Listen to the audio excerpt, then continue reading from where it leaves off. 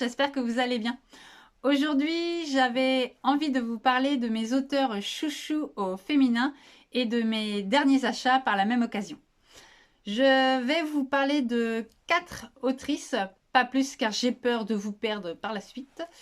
Au début, j'avais envie de vous faire un résumé de chaque livre des auteurs que je vais vous présenter, mais pareil, j'ai eu peur que ce soit trop long et ce sera trop long. Je vais commencer par Serena Giuliano, pardon pour la prononciation. Déjà que pas mal font des fautes d'orthographe en écrivant son nom, la pauvre. Donc que j'ai découvert par Instagram, par Virginie Grimaldi, son amie. Je me suis donc acheté son deuxième roman, et non le premier, j'ai commencé par le deuxième. Donc Ciao Bella. L'été dernier, lors de mon voyage à Rome, quand j'ai rejoint ma petite sœur, j'ai lu, donc j'ai découvert Mamma Maria. Quoi de mieux de lire un roman italien pour mon voyage. Cette année, au mois de février, je suis partie avec mon mari pour Venise.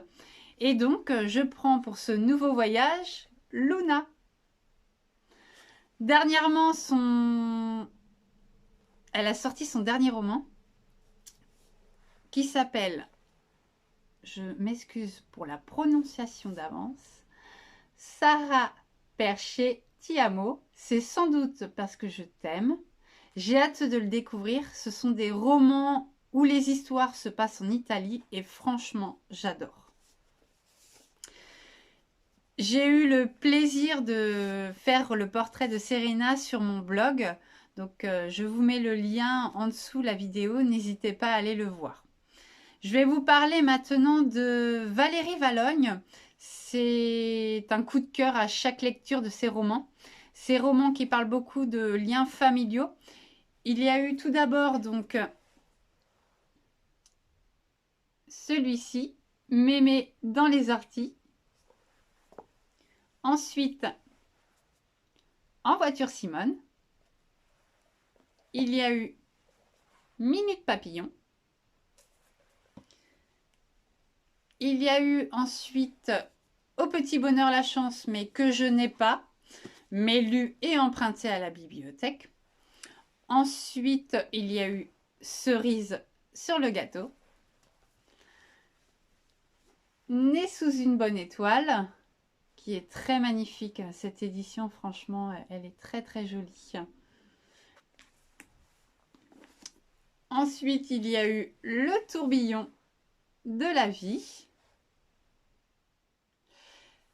Et le dernier que j'ai acheté, que je viens de me procurer, La ritournelle. Très jolie aussi, très jolie couverture. Voilà pour Aurélie Valogne. La troisième autrice chouchou est Agnès Martin-Lugan. Je l'ai découvert au hasard à la bibliothèque avec j'ai toujours cette musique dans la tête. Ça a été un coup de cœur et j'ai voulu lire les autres, dont Les gens lisent et boivent du café, qui est mon préféré avec La vie est facile, ne t'inquiète pas. Franchement, c'est la suite, celui-ci, du premier. Et ça a été vraiment un gros coup de cœur pour cette histoire et qui m'a beaucoup touchée. Donc j'ai lu tous les autres, mais empruntés à la bibliothèque pour la plupart, dont Entre mes mains, Le bonheur se faufile, Désolée, je suis attendue. Il y a eu aussi À la lumière du petit matin. Il y a eu Une évidence que j'ai, mais qui doit être prêtée à quelqu'un, parce que je ne l'ai pas trouvé dans ma bibliothèque. Nos résiliences, La Dacha, que j'avais acheté l'année dernière, et qui m'a beaucoup plu, évidemment. Et bien évidemment, Agnès a sorti son dernier roman, La déraison, et je me suis dit qu'il fallait que je l'achète pour le découvrir assez rapidement. J'ai vraiment hâte de le dévorer. Ces romans parlent de personnages avec des blessures, écrits avec beaucoup d'émotions. On passe par toutes les émotions avec Agnès. On rit, on pleure. Enfin, franchement, j'adore cet auteur. Et je termine avec Clarisse Sabar, qui est vraiment l'une de mes préférées. Je l'ai rencontrée 2 fois et c'est une personne bienveillante qui sait nous mettre à l'aise. J'ai d'ailleurs fait son portrait également sur mon blog que vous pouvez retrouver dans le lien sous la vidéo. Donc, Clarisse nous raconte des histoires de famille avec leurs secrets comme des enquêtes sur le passé et je suis vraiment fan. Je l'ai découvert avec les lettres de Rose que j'avais empruntées à la bibliothèque. J'ai lu également La plage de la mariée, Le jardin de l'oubli, La vie est drôle. Pardon, La vie est belle et drôle à la fois. Ceux qui voulaient voir la mer. La vie a plus d'imagination que nous. La femme au manteau violet que j'ai emprunté. Et nous danserons sous les flocons. Alors, il faut savoir que celui-ci et celui-ci, ce sont des comédies romantiques de Noël. Donc, chaque année, normalement, Clarisse sort une comédie romantique de Noël. Et j'adore cette période pour me plonger dans un Clarisse Sabar. Son avant-dernier, À la lumière de nos jours, est un sacré pavé.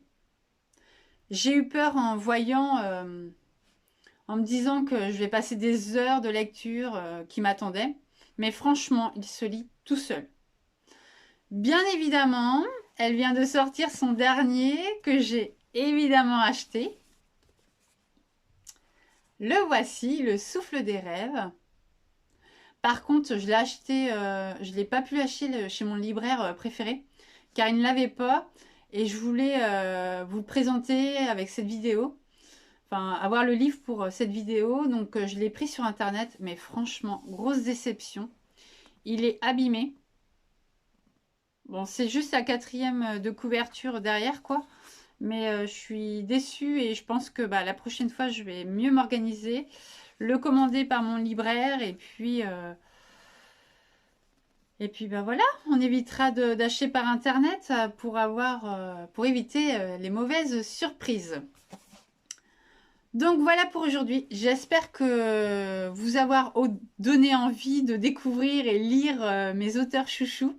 Les livres chroniqués avec leurs liens se trouvent sous la vidéo, ainsi que les portraits de Serena et Clarisse. N'hésitez pas à me dire ce que vous en avez pensé en commentaire, de mettre un pouce pour me soutenir. Merci de m'avoir regardé et je vous dis à bientôt.